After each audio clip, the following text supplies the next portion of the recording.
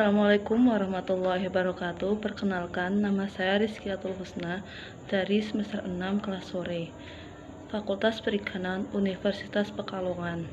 Video ini saya buat untuk melengkapi tugas UTS tahap 1 mata kuliah bioteknologi. Bioteknologi sendiri secara umum adalah cabang ilmu yang mempelajari tentang makhluk hidup untuk menghasilkan barang dan jasa. Sedangkan bioteknologi perikanan adalah bioteknologi yang ditekankan khusus pada bidang perikanan. Penerapan bidang bioteknologi dalam perikanan sangat luas, mulai dari rekayasa media budidaya, transgenik, quorum sensing, pemanfaatan enzim dalam bioteknologi, cryopreservation, dan lain sebagainya. Kali ini saya akan membahas tentang transgenik. Apa sih transgenik itu? Transgenik berasal dari dua kata, yaitu trans dan gen. Trans yang berarti pindah dan gen yang berarti pembawa sifat. Jadi, transgenik adalah suatu metode teknik rekayasa genetika yang digunakan untuk mentransfer gen kepada gen yang lain untuk menghasilkan individu baru yang berkualitas. Gen yang ditransfer dalam transgenik meliputi gen pertumbuhan, gen resisten terhadap penyakit, gen tahan terhadap suhu panas dan dingin, gen mencerna karbohidrat secara lebih cepat, gen warna, dan lain sebagainya. Salah satu contoh transgenik yaitu ikan salmon yang disuntikkan hormon terhadap suhu yang hangat. Menurut Hagas 1933, ada 3 tahapan utama untuk menghasilkan ikan transgenik. Di antaranya yaitu yang pertama, mempersiapkan konstruksi gen yang tersusun atas gen penyandi protein tertentu dan elemen regulator yang mengontrol gen. Yang kedua, mengintroduksi gen yang sedang berkembang ke inti sel embrio agar didistribusikan ke seluruh tubuh ikan. Dan yang terakhir yaitu yang ketiga, mengidentifikasi individu ikan yang mengekspresikan gen asing. Sedangkan metode dalam transgenik ada 5, diantaranya yaitu 1. Mikroinjeksi.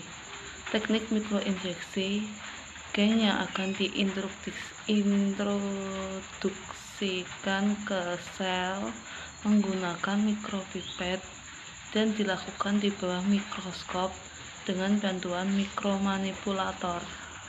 Prinsip mikroinjeksi memasukkan gen ke dalam sitoplasma embrio yang sudah dibuahi hingga terintegrasi dengan genom inang, dan penyuntikannya dilakukan sebelum proses mitosis 1. Tahapan mikroinjeksi: 1. Persiapan telur. 2. Injeksi gen ke dalam telur. 3. Koleksi telur, sperma, dan fertilisasi. Kelebihan mikroinjeksi yaitu jumlah telur ikan yang relatif banyak, lebih akurat, kemungkinan keberhasilannya tinggi. Kekurangan mikroinjeksi yaitu membutuhkan waktu yang lama, lapisan telur tebal sehingga sulit ditembus.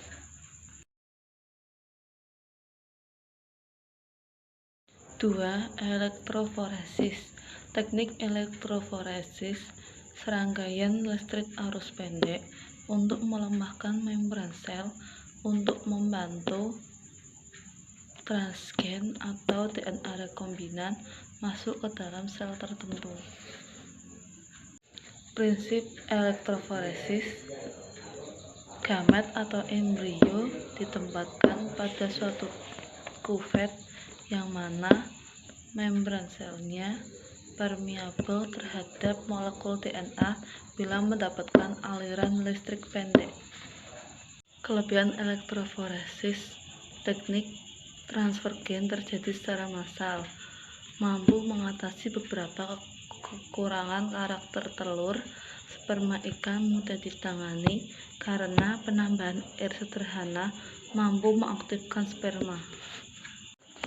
Kekurangan elektroforesis yaitu apabila arus listrik terlalu lama atau tinggi bisa menyebabkan sperma rusak atau mengalami kematian. 3. Retroviral infection atau infeksi pada virus. Tekniknya, virus ditumpangi oleh gen yang dikehendaki dan diintroduksikan ke dalam embrio hewan. Kelebihan retroviral infection yaitu keberhasilannya tinggi, bisa digunakan untuk jumlah yang banyak, dapat menjaga kestabilan gen. Kekurangan retroviral infection yaitu adanya kekhawatiran masuknya virus ganas ke dalam gen.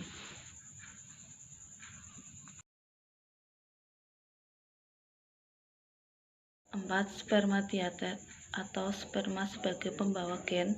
Tekniknya menggunakan sperma sebagai media, biasanya disuntikkan ke dalam gonad.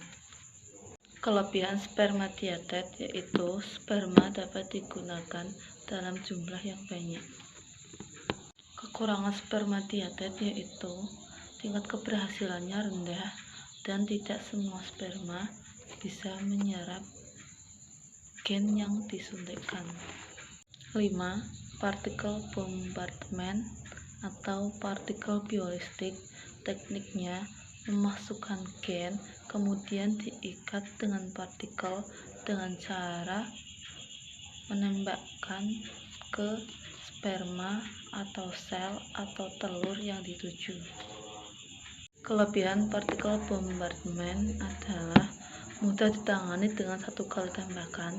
Partikel dapat mencapai sasaran yang lebih dalam, bisa digunakan dalam berbagai macam jaringan. Kekurangan partikel bombardment yaitu kecenderungan menghasilkan banyak transgen yang mengandung salinan gen target yang terpotong atau tidak utuh.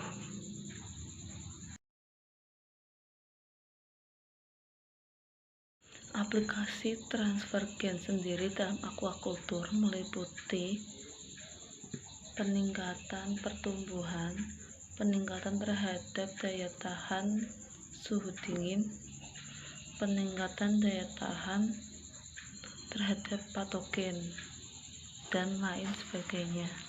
Kelebihan transgenis secara umum yaitu membuat individu baru yang lebih menguntungkan atau unggul, produktivitas naik, penemuan di bidang kesehatan.